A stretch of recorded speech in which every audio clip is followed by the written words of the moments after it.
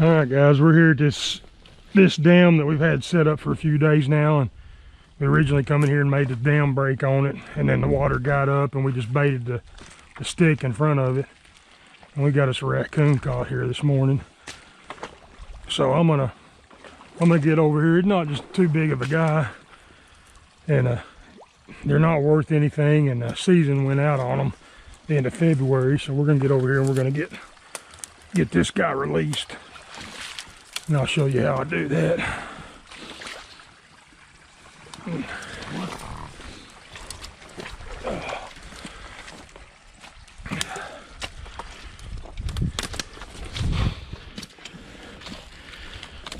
He's not going to be too happy to see us.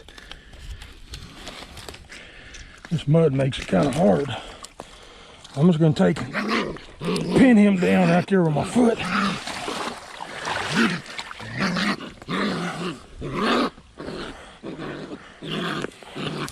I'm just going to hold his head down so he can't get to me. Reach down here with my other hand. Get that foot out of that trap. So he's released right now. I'm just going to try to get back away from him so he don't come up my leg. We want him to go the other way. I'll let him go there.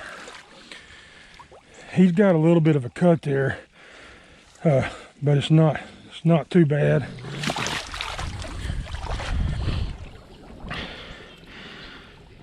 A little bit of a rub there on his foot.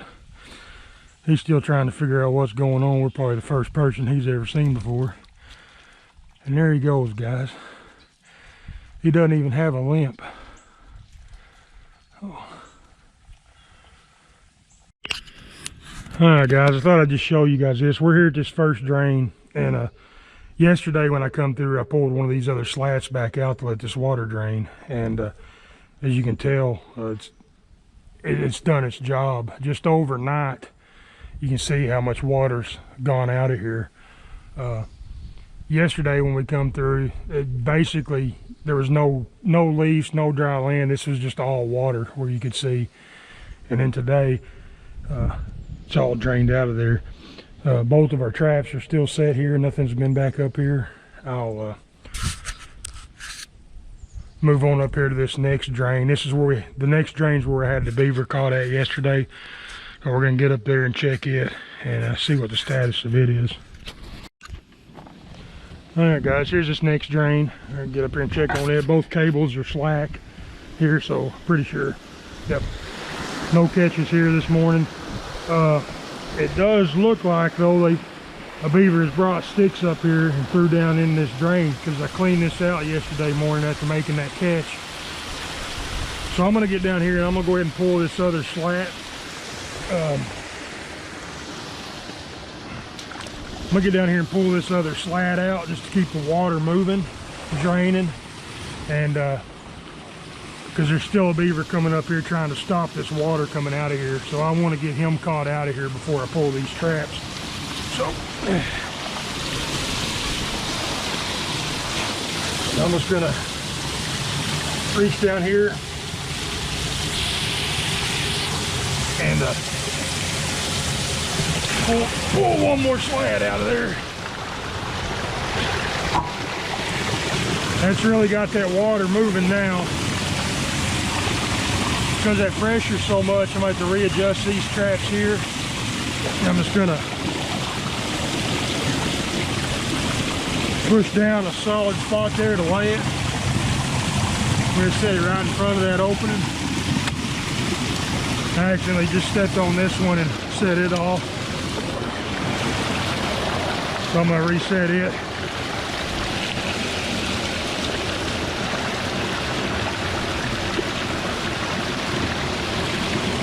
I'm going to place it right back here on this stick foundation that we had originally made to have a solid surface there. And this is reset. When that beaver comes back tonight to stop this up some more, hopefully we'll have him caught here in one of these two traps.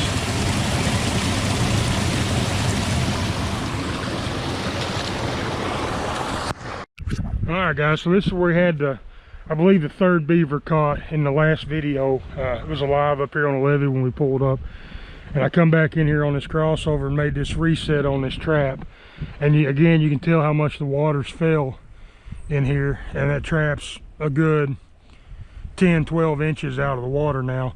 So I'm gonna get back down here and I'm gonna make a slide. It looks like the beavers have been using that one spot, and I'm gonna set that trap in the water right at the bottom of it. And then I'm gonna stand here for a minute and glance out there for that 330 that I missed, lost here at this set. And then hopefully we don't get too much rain tonight, and this dries up just a little bit more. I'll actually get over on that side and walk around out here and try to recover that trap back. But anyway, I'm gonna get this reset, then we're gonna move over to that new area that we've got set and see what we might have over there. All right, guys, I decided to go ahead and ease out here. Right there's the Ranger and then that big ditch. Decided to go ahead and take my opportunity while I've got it today and walk around out here looking for that trap. And now that we're out here, I can kind of show you all these little channels, which I couldn't see those before because all this was flooded. But you can see all these little runs in here. And those are the highways that the beavers use to travel through these woods. Even if the water's up, they're still going to use these same channels and these same runs that they use all year round. So I'm just out here walking around looking at the edge of these runs at this debris, hoping that my chain got caught up on something with that animal, and I can recover that trap back. But so I'm just going to take 10 or 15 minutes, make a few loops in here, look around, see if I might can get lucky and find that trap. All right, guys, so we're here at this first set. We're at the big dam set, and then have the 2 footholds on this crossover here. This foothold over here, it's still sitting there, hadn't been touched. And then over here, if we could keep these guys out of our traps, we might actually catch a beaver. Oh, got us another raccoon this morning, and it's another pretty small one. So I'm gonna see if I can get down here to him and get him pinned down and get him released, and let him get on with his life. And we'll get this reset and put back in here where we had it. All right, so I'm just gonna try to reach down here and grab this cable without him grabbing me. It's probably gonna be all tangled up there. Yeah, he's all tangled up in that stuff. He's wore himself out.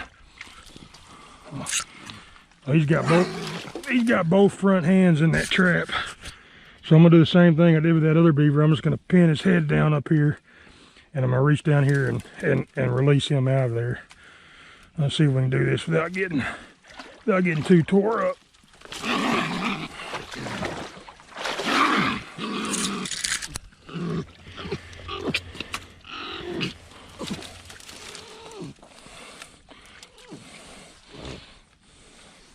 Okay, I might have to wrist shift.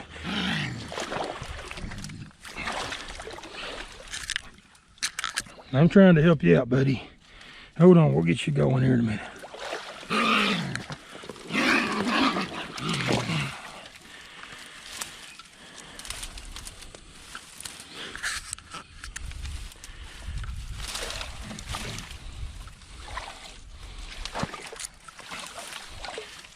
Don't like my right foot, we'll try my left one.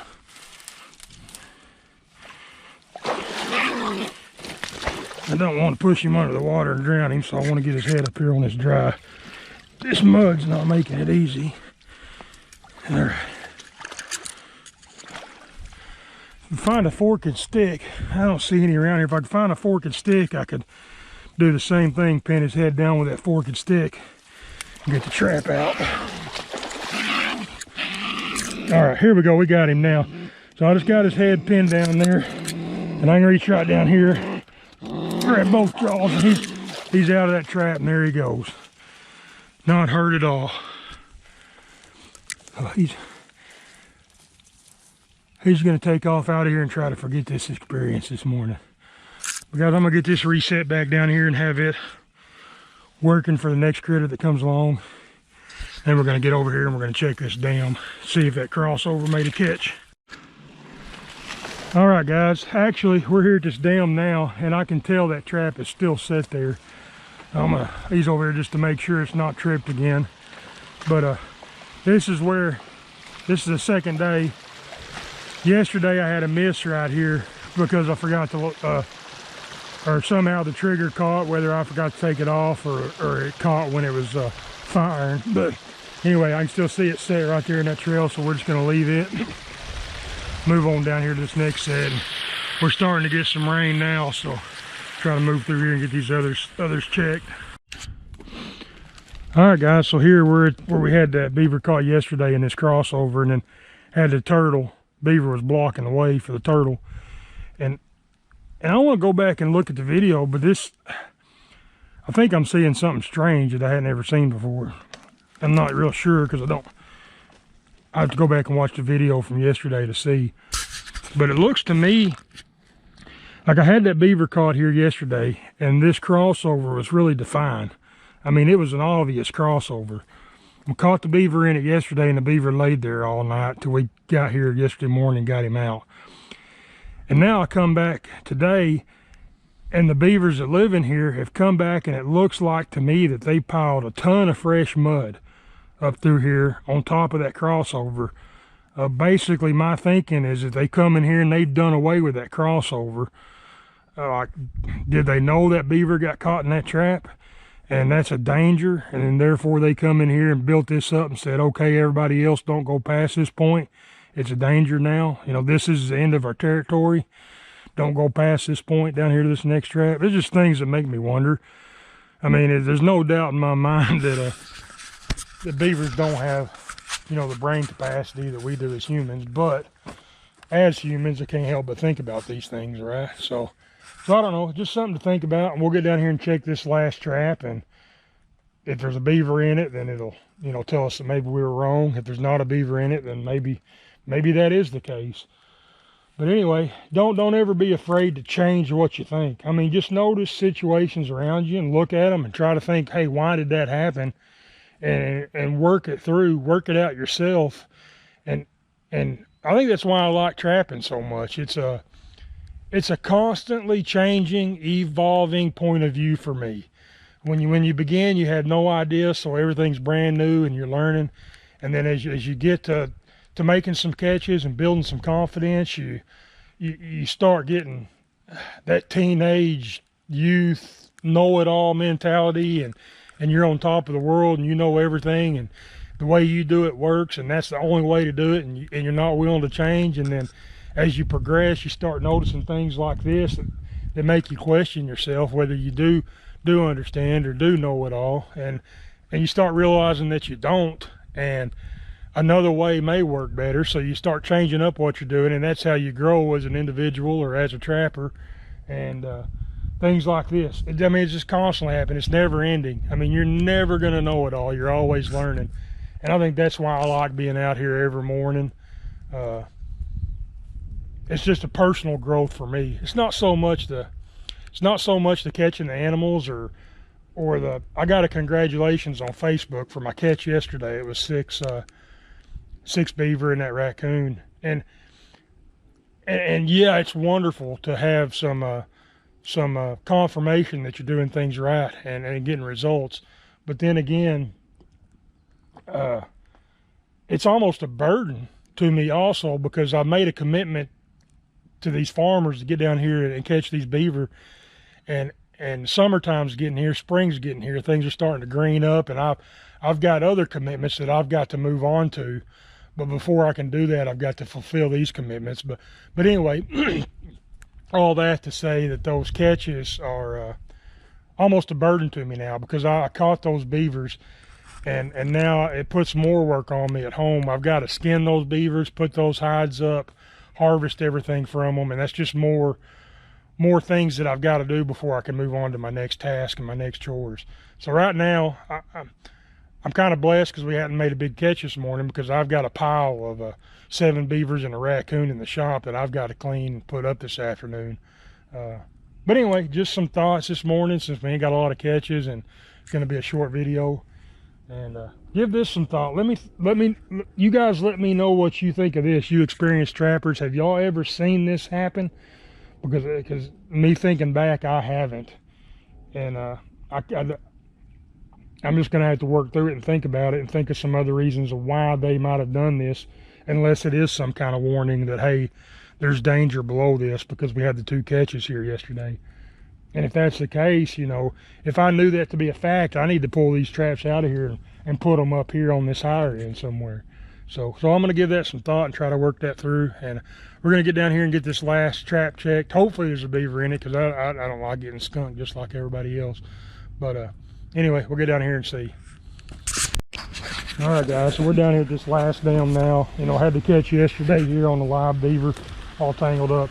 Doesn't look like we've got anything here this morning. And they hadn't been back in here and plugged that dam break that we made up. So maybe I was right. Maybe they did know that these 2 got caught, and that other one scared and dammed that off and said, I'm not going past that point anymore, because my brother and sister got caught here yesterday, or my mom and dad got caught, so that's danger, and I'm not going back down there. Only time will tell. I mean, and we didn't make a catch today, and one reason we didn't is because I was busy yesterday and I didn't get any more traps put in. I didn't get any of those drowning rods set that I wanted to in those other locations. Today it's starting to rain. I'm ready to be done for today. Got to go get those animals clean, so therefore today I'm not putting any more traps out. The key to beaver trapping and catching numbers on beavers is it's constantly rotating, constantly making new sets, new areas. Because the beavers, I mean, the way beavers work, you got a mom and dad that make a calling. Mom and dad meet, they hey, we want to build a house here. They build a house, they start flooding it up, they have their babies. You know, they're on average 5 babies every year. And then those babies stay with mom and dad all year, and then mom gets pregnant again, and she has another set of babies, and that first set of babies stay with mom and dad for 2 years. And then as mom gets pregnant, to have that next set of babies, they kick them first set of babies out, and hey, you got to go find your own area to live, go somewhere else. And it's just a continuous circle of life for those animals. And so that's what's happening. I mean, we're coming in here this time of year, they've already kicked out their adolescent beavers, their 2-year-old beavers. They've already kicked them out at this point. So you go be on your own, you're not allowed here. And she's getting ready to have her new set of babies right now, springtime of the year. So she's preparing her house to have those babies, and those adolescents are gone. So a lot of times you'll only catch in each colony, you'll catch mom and dad, which are there for their life until something happens to them. And then you might catch 1 or 2 of the small beavers out of it, whatever her litter was, and that's it. I mean, this whole area right here may only have 2 or 3 beavers living in it. So in order to catch a bunch of beavers, you constantly have to be rotating, moving those traps to new areas, and catching those beaver out. But anyway, I'm gonna leave that set. It's still there, no activity last night, and then we'll see if something happens tomorrow. And if I don't have any catches tomorrow, I'll probably go ahead and pull these traps out of here. Hopefully I can get caught up on my other chores, and I can get some more sets rotated, because I'm really needing to finish this job up and move on to something else, and I'm hoping to have that accomplished by the end of the week.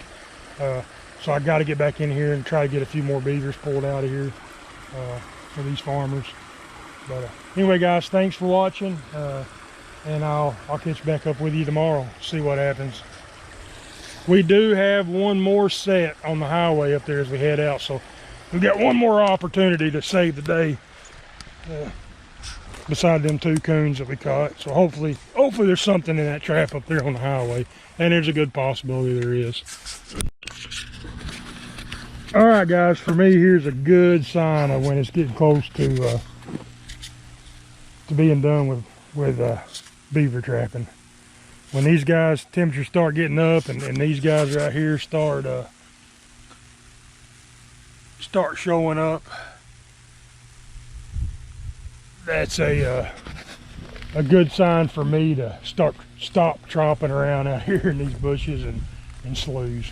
So we're narrowing it down. We're going to try to pull as many as we can out of here before we call it quits. But the end of beaver trapping for me this year is getting close. But